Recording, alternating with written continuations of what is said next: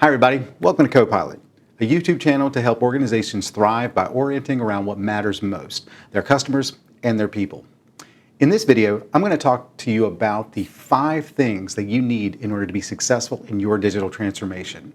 I'm going to cover, what you should be thinking about, the questions you should be asking yourself, and really, how do you set yourself up to be successful? We're going to cover that today. My name is Pablo Alejo, and I'm your co-pilot.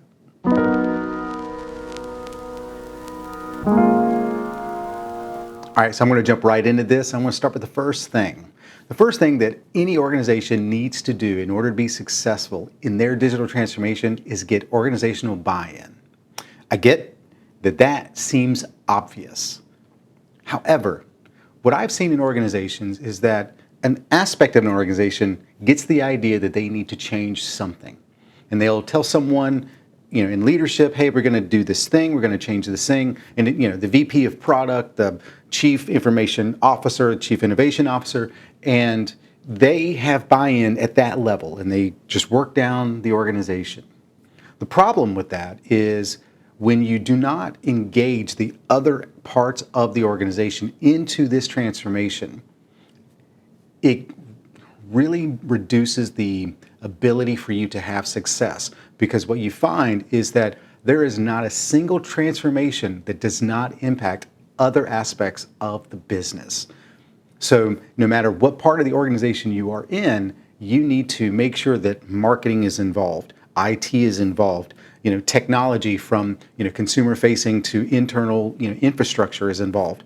Make sure that the business side that are shaping the products that are actually going out in the market are involved. Getting buy-in from everyone to align on exactly what needs to happen and then determine what the opportunity is crucial. And then getting that buy-in from leadership, not only from an acknowledgement, but from who on their teams are going to help spearhead from their sides into this initiative. There are many examples of organizations that will begin a transformation, and it'll be the product group, and they have a very specific idea. They're going to implement a CRM to impact how sales is done. Now that's going to impact the call center. It's going to impact the frontline sales group. It's going to impact support teams. Understanding that all of that information needs to be fully connected. Well, you need to bring in IT, and then there's the marketing side of that, of making sure that whatever you create, people know about it. And so by understanding who on those teams are going to be connected is going to be very critical. Another thing that also needs to get buy-in is, where is this money coming from that's going to do this transformation? When an organization thinks about how they invest in themselves and into the capabilities of their organization, they generally do it along the verticals of an organization. IT gets their budget, marketing gets their budget, and so on. The problem is that no transformation is solely within a very specific vertical. All transformations have impact. And so looking at budgets that are more cross is going to be much more effective, because it forces everyone to invest into this transformation. And that's when you have to make sure that you're aligned on what this transformation is. So before you do anything, get this alignment, because if you have this alignment, then you're going to have access to the right people. You're going to have the budgets to understand what it's going to take. And then you're going to be able to kind of chart your path forward. The second thing that you need in order to be successful is a clearly defined strategy. Most strategies are defined like this. We want to change how we deliver our product, and therefore we're going to improve quality, diversity, and speed to market. That is a vision. That is not a strategy. A strategy is a vision with a set of defined initiatives that enable you to reach that vision. One of the things I generally see missing in most strategies, though, is a defined problem. A quick example. Imagine your organization is, slinking in sales or slumping in sales. Generally, most organizations see that and go, we have a sales problem. And so to improve sales, what we're going to do is we're going to bring in a CRM system and we're going to improve the efficiencies of our sales team. We're going to give them the tools to be successful. That seems very logical. It seems, honestly, like makes a lot of sense. Bring in Salesforce, bring in some other type of CRM system, connect your systems all together, bring it out. And you've done some really great things by doing that. However, most of the problems you see are outcomes of something much deeper. And until you truly address that root cause, anything that you do is really just going to be a Band-Aid that covers it up and masks it, but never really addresses it. If you truly want to change your organization, you have to get to those root causes. You have to identify what are those things that are truly preventing you from being successful. Technology, as I've said it before, is a tool. If you imagine a carpenter building a house, you can give that carpenter a simple hammer, or you can give that carpenter a bionic hammer. And that hammer could nail in the doors or nail in the nails across the wood as much as possible. It would improve that carpenter's efficiency. However, if that carpenter doesn't really know how to build a house safely, then what they've done is they've just built a house with better tools, but it's still not a safe house. Do you want that carpenter building your house? Or do you want a carpenter who truly understands what it means to build a home that you can thrive in with your family? That's what we do every day. We see a symptom and we think that's the problem. And then we immediately go to the quickest thing by adding a technology to solve that, when generally the root of a problem is deeper within the organization. When you create a strategy, the first thing that you need to do in your strategy is to discover and understand why the problem exists. If it is, again, shrinking sales, there are many factors as to why sales shrink. Outside market, influences and forces that you cannot control, but then there are a lot of things internally that you can. By understanding what you can control and what you cannot control, and you get down to those few root causes, then you have the ability to set a vision around those root causes and to prioritize the set of initiatives that enable you to truly be successful. Because once you've identified the problem, then you set a vision. And that vision should orient around how to overcome those problems to achieve the outcome that you're trying to achieve. If growth in sales is your outcome, then state it clearly. We want to increase year-on-year growth by 35%. Make it clear. But you first have to understand where you are in order for you to know where you're going. Then define the set of initiatives that are going to get you there. And each of those initiatives need to be very clear.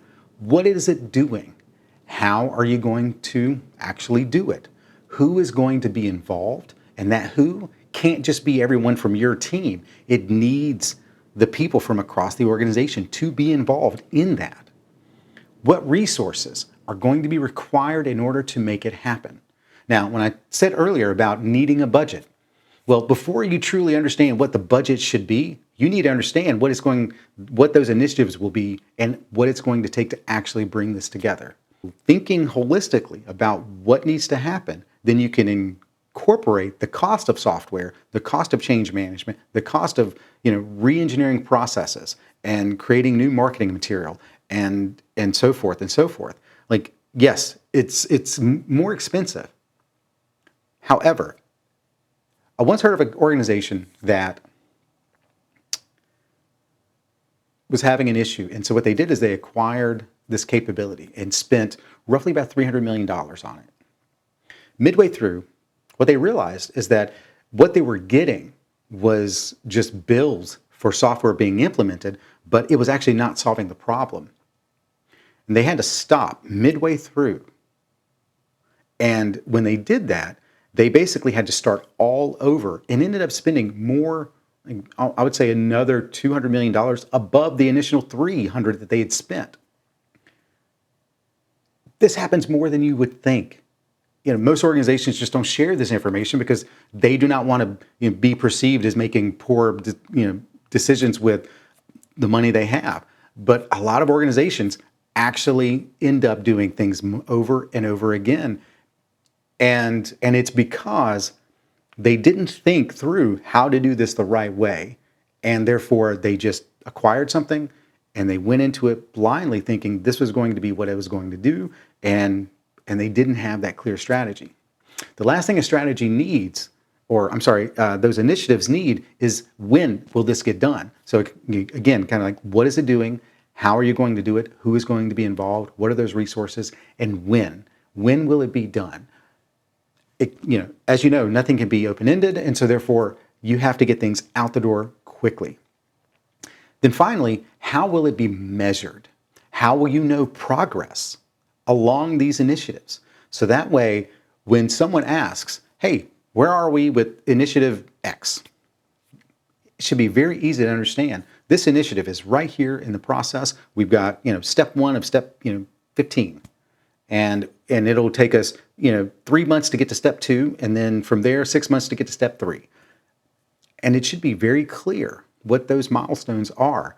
And if you have a very clear understanding of the definition of what each initiative is, who is going to be involved, how are you going to do it, what are the resources, and when will it get done, then it is much clearer to the team and the organization how they can either support it or how they can find more out about it.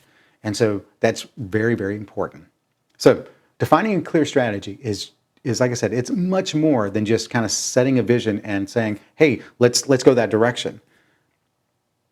Understand your problem, define how you're going to get there, and create that vision of where you want to be. Figure out the initiatives that are going to get you there and understanding how to make those happen. And then define how you measure success along that way. The third thing is building success early. Many organizations generally will acquire capability, and it is pretty expensive, and generally it's like a 2 to 3 year roadmap. The problem is that we as humans, we want and need constant engagement. And many initiatives start out fantastic. Everyone's excited, we're going to change the world.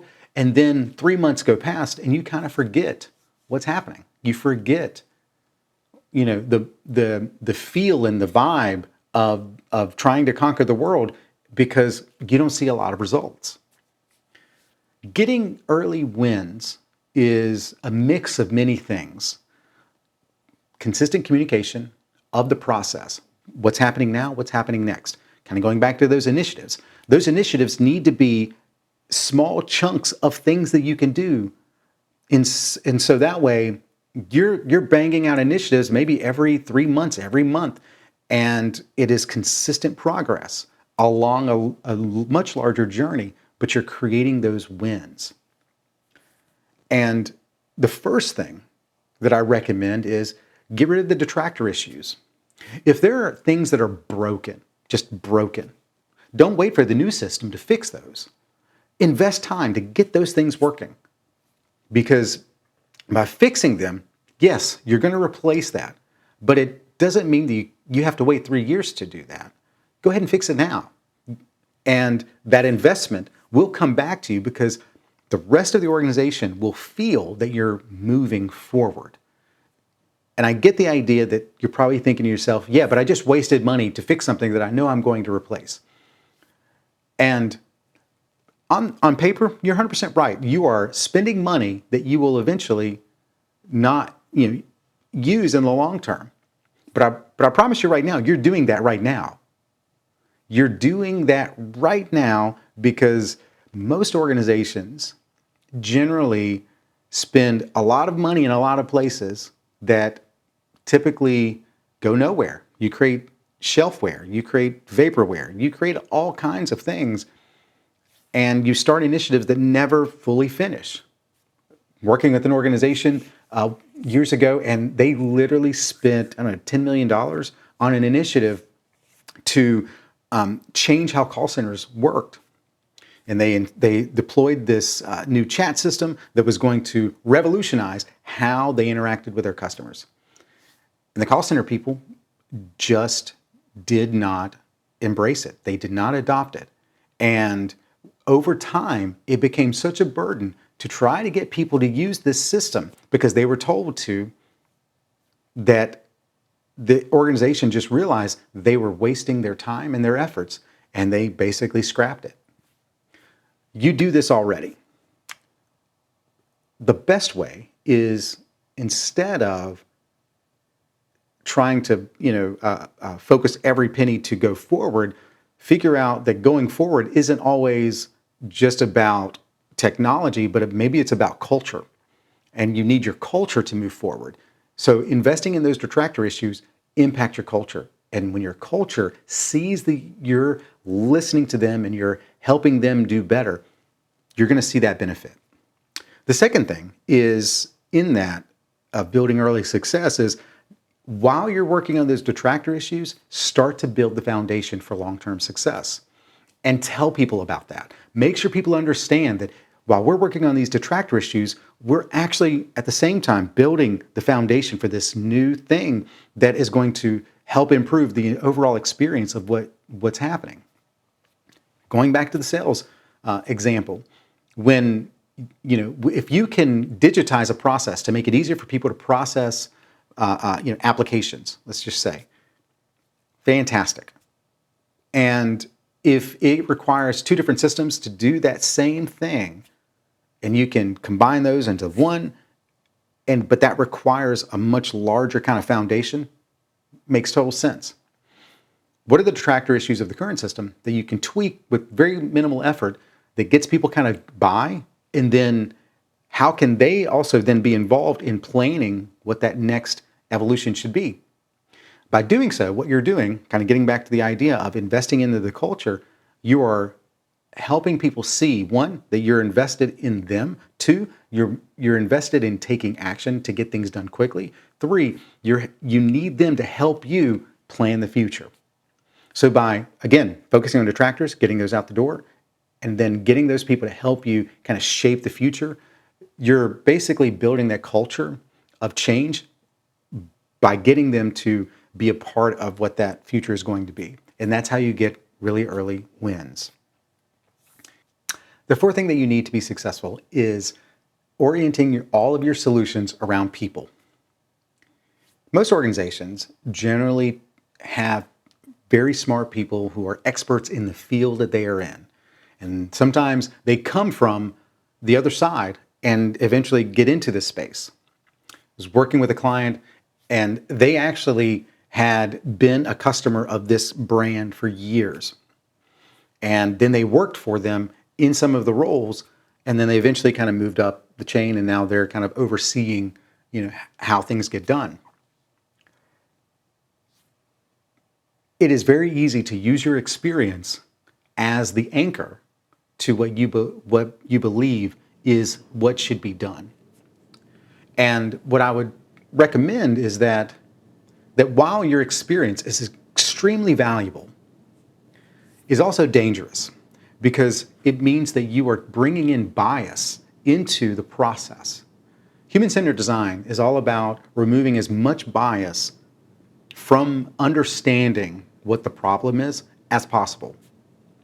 So by bringing a perspective of saying, I'm very smart in this, however, I may not know everything, is a trait that you need when you're trying to create solutions. Begin by talking to people. It always starts with talking to people. And I actually mean it in that way, talk to people. not sending them a survey, not looking at analytics. Now, those are extremely important. You should do those things. However, those are always going to be lagging indicators as to what is happening. So when you send out a survey, tell me how we did, it is, you did this well, you did that, could have done better here, I would like to see this. Those are lagging indicators. When you look at analytics, those are the behaviors and actions that someone took, past tense. When you speak to people, you start to understand what motivates them to make a choice, to act in a certain way. And you start to better understand what is driving those behaviors, what is the mindsets, what is the mental models that they have that is motivating them in a certain direction. And when you talk to people and you watch and you observe how they interact with your organization, the touch points within their journey, you start to get a cleaner picture that what they're going through might be a little bit different than what you think it should be. When you create solutions based off of your experience, you are creating requirements. Most people need something a little bit more than just a set of requirements. They need to understand what's happening and why it's happening. By understanding those things along the journey, you start to understand which of those moments matter most, and then which of those moments have the greatest impact on the business. And then you can start to prioritize based on those things. And you turn those poor experiences into great experiences. But it starts by talking to people, and you try to ask them what are you trying to achieve when you do this? Tell me about in your typical day, how do you get to this point where you actually need this thing? And by understanding those motivations, that helps you better understand how to provide the right solution for them. The last part of this, I would say, is that focusing on purpose and outcomes versus the activities is so important. When I was talking about talking to people one-on-one, it's about trying to understand what are they trying to achieve? What purpose does this serve to them? Whether you're talking to your customer, whether you're talking to your employee, each of these groups have both of these things at the center of what they're doing. If you don't understand that, then again, you're using your expertise to anchor you to a bias that is creating a lot of challenges for those who are actually trying to do the work. The fifth thing that you need to be successful in your organization is building your organization. I left this last because I feel like this is probably the most important part of implementing your strategy. Most organizations generally orient around the solution, not their organization. The solution costs so much money, therefore it needs a lot of priority, and there's nothing wrong with that. However, the actual organization is the most important part of your business. The people are what actually enable your organization to thrive because it's made up of people. The way that you invest in your people shows very clearly what your priorities are. So that when you invest $10 million in a solution and you invest $100,000 in change management, it feels a little off. Like technology is important, but people are not. A better way to think about this would be to first define the operating model. Once you've kind of defined your strategy, you know where you're going and you know how you're going to get there, you need to answer the question, what kind of organization is needed to do this? Going back to the original, my last video where I was talking about not having enough of the right people, this is where you determine that. And when you determine, what you need, then again, you've got a game plan. You can say, well, I need to hire here, but I need to train here. And the operating model needs to shift in these ways. So by defining that operating model, you now have a clear way to kind of bring these things to life. And then you start to build the solution around the workforce, not buy the solution and say, workforce, figure this out. It is, here's my workforce. This is the team that I have. This is the team that I'm growing into. What's the right capabilities that enable this team to thrive? And when you understand that nuance of, here's a solution, people come to this, versus here are the people, what's the right solution that needs to kind of fit into this? It's a massive difference. People then feel included, people feel empowered, and people want to be a part of the solution. 87% of our organizations that start a transformational journey fail. The majority of the reasons why is resistance from employees. And the reason why they resist is because most organizations will buy a solution and say, use this, versus looking at the organization, figuring out what they need and want, and creating and shaping a solution with them that fits their needs in the way that they see it. When you create that solution, the last thing you need to do in order to get it out is focus on the innovators and early adopters. Every population has this. Simon Sinek is known for talking about this book, The Tipping Point. And in that, he basically says that all populations live on a standard bell curve. Adoption of technology is no different. Every population is on that bell curve. Within your organization, you have people who are innovators, people who will try out technology just because they need to be on the cutting edge. They need to see what's happening next. They want to try it out and see how it makes them better. By getting them in on helping you shape the solution, they're going to help you test things out, and they're going to give you great feedback, and they're going to help you kind of champion this capability through your organization. And then getting that next 15% of your population, the early adopters, they're going to be the ones who are constantly looking for ways to improve how they do. But they're not innovators, because they're not just like trying anything, but they want to kind of make sure that something has been tested. And so when those innovators have tested these things out a little bit, those early adopters say, oh, okay, that looks cool. Let me try that. And when you focus on those two groups, what you generally do is you build momentum. Then you have the early majority who will follow, and then you have the late majority who will follow the early majority. And by that time, you have shifted 80% of your organization into this new capability. But it starts with those first two groups, the innovators and the early majority. When you think about building your organization and you define your operating model, define who those early adopters are and who are those innovators within each of those groups of the organization. And by having those people, what you do is you create demand. And when you create demand, it makes it much easier for people to get in and get on board with change. Transformations are hard. If it were easy, everybody would, this channel would not exist.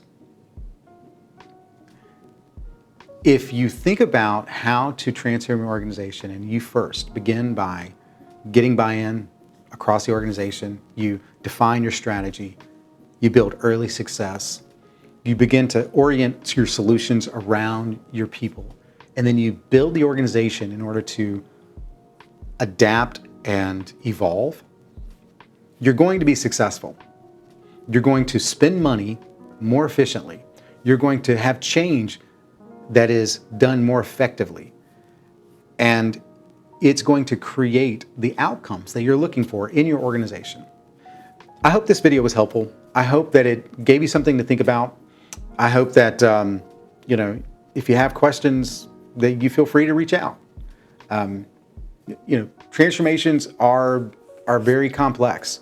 And I hope that on your journey, you have the right partners to help you get you the answers you're looking for, that helps you define that strategy, maybe give you the right information to get buy-in across the organization. Sometimes it's not always something you have to carry alone. So find that partner for you. Find the people within your organization to be that partner. I mean, again, it doesn't have to be a consultant, but find the right people that you can trust that help you, define what's happening so that you can go to leadership, or if you're in leadership, to go to your peers and say, hey, this needs to change. Everyone needs a co-pilot. My name is Pablo Alejo, and I'm going to be yours.